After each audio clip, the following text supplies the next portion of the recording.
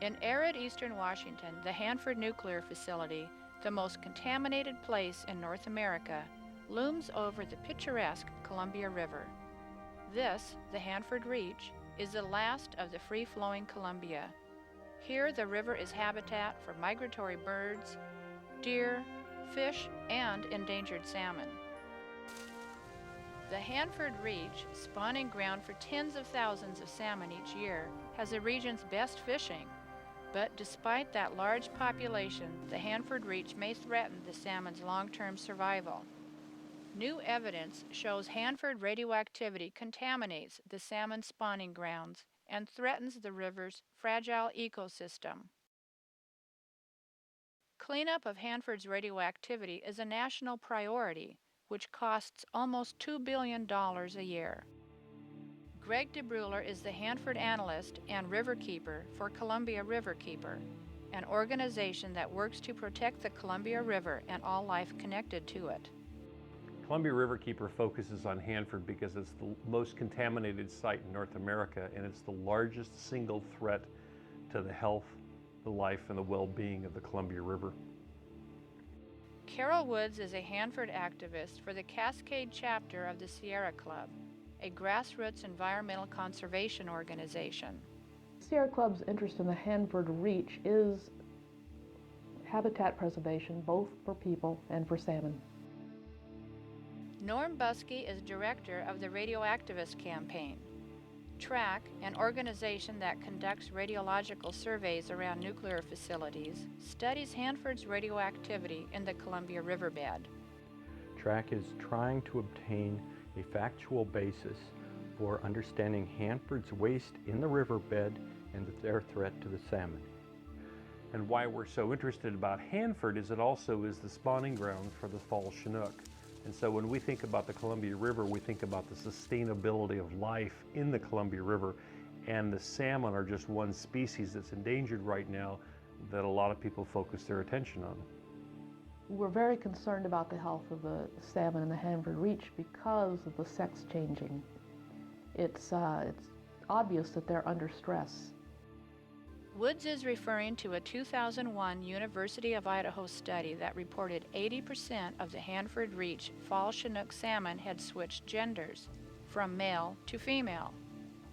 This evidence that the salmon are genetically damaged raises concern for the long-term sustainability of the salmon stock. Although salmon sex changes are not unheard of, that high percentage is unusual. The cause of the sex changes is still unknown, but radiation is a possible candidate. Most people admit, in fact I think even the Department of Energy will admit, that radiation is an issue when it comes to genetic damage. Salmon are susceptible to radiation damage during their developmental stage, when they live in the riverbed. According to Hanford site operator, the Department of Energy, there is not enough Hanford radiation in the riverbed to harm the salmon.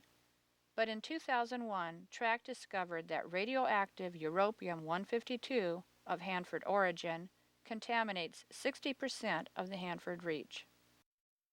We found that most of the Hanford Reach is contaminated with solid radioactive waste, and about 7 out of 10 of the major salmon spawning grounds in the Hanford Reach are contaminated.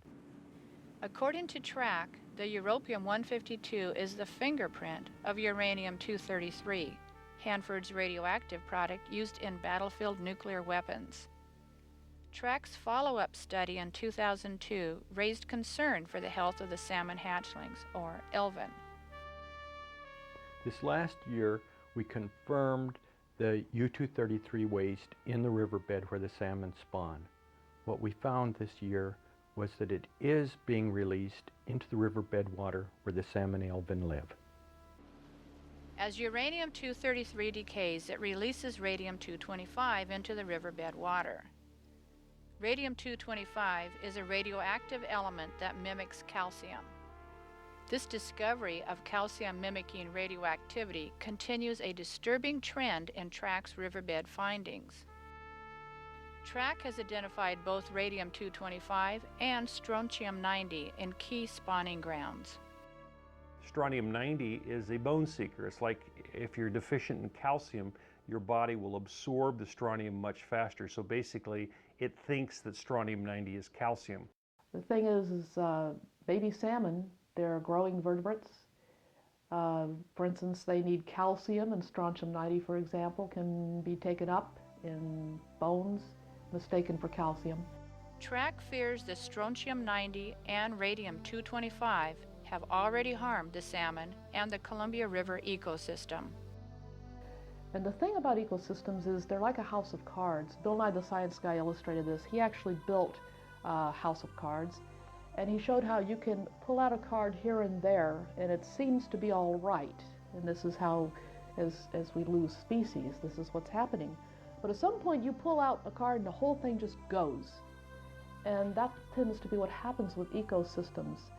And the thing is once it collapses, we cannot fix it or rebuild it.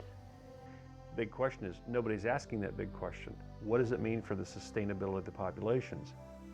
To understand Hanford's threats to the health and sustainability of the Columbia River ecosystem, regional groups conduct their own independent studies. Often those studies reveal how poorly the Department of Energy manages the Hanford site. Such was the case with Columbia Riverkeeper's report, the Hanford 300 Area Cleanup Plan, Insufficient, Dangerous, and Against Best Known Findings, released in early 2003. That report contradicts the Department of Energy's assertion that the uranium that contaminates the 300 area soil will never migrate into the river. According to Columbia Riverkeeper, that uranium is already leaking into the Columbia. Contamination at the 300 area poses other problems as well. In late 2002, TRAC surveyed the 300 area under a unique Hanford Site Access Agreement, which allows TRAC to conduct public interest radiological research on the Hanford site. TRAC discovered that, despite ongoing remediation of 300 area, deep-rooted plants continue to bring buried radioactivity into the surface environment. TRAC's report to the Department of Energy stated that Hanford's cleanup of the 300 area has failed. The problems at 300 area highlight the need for independent oversight of Hanford. Independent sampling on the Hanford site is absolutely critical.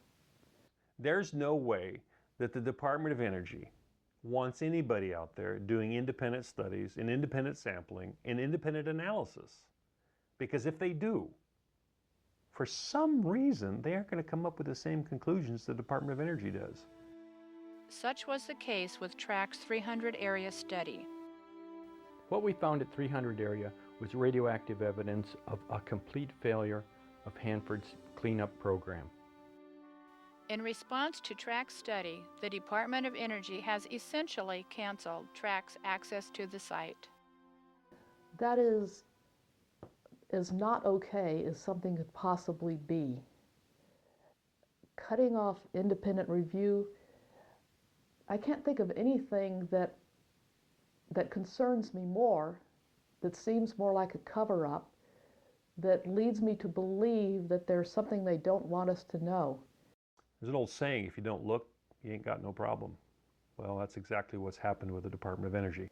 I think is big enough and scary enough that denial is a likely reaction, especially if you are in some way responsible or associated with it. But experience has shown that when the public demands effective cleanup, the Department of Energy delivers. So get active, get involved, and support organizations like Columbia Riverkeeper and the Sierra Club.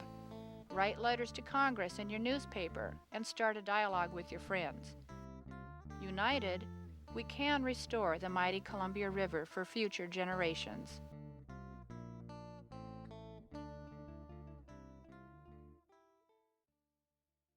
For more information, contact Columbia Riverkeeper at www.columbiariverkeeper.org, the Sierra Club at www.cascade.sierraclub.org, or the Radioactivist Campaign at www.radioactivist.org.